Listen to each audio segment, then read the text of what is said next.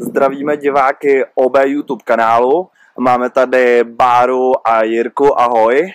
Ahoj. Zdravíme. A oni se rozhodli, že udělají něco pro svoji postavu, že změní trochu jejich životní styl a zkrátka, že se chtějí cítit víc fresh. Co vás tomu vedlo, Báro?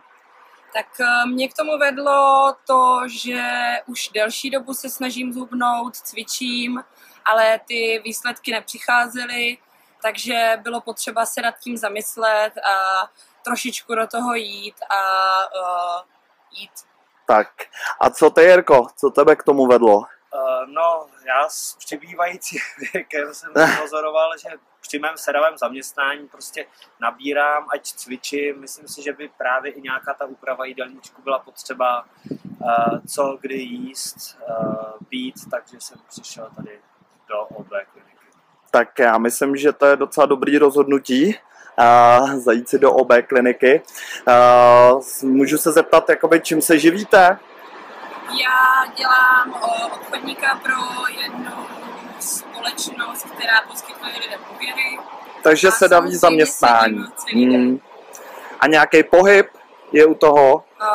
Tak schůzku samozřejmě, během týdne se snažím chodit na jogu, cvičit pilates, ale nestačí.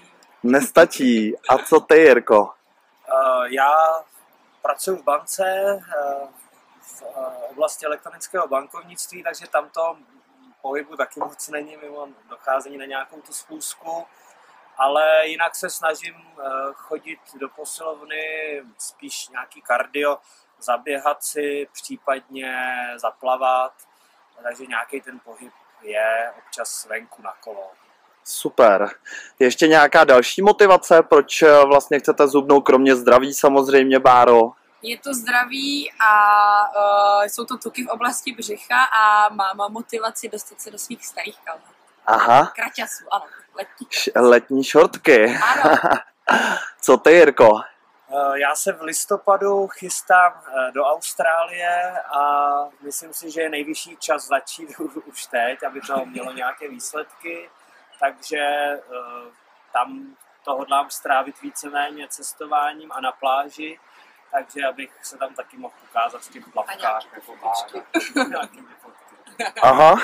A můžete mi říct, co vám nejvíc na té postavě vadí? Tak moje věčné téma je mé břicho. Já si nám ukázala, co ty, Jirko?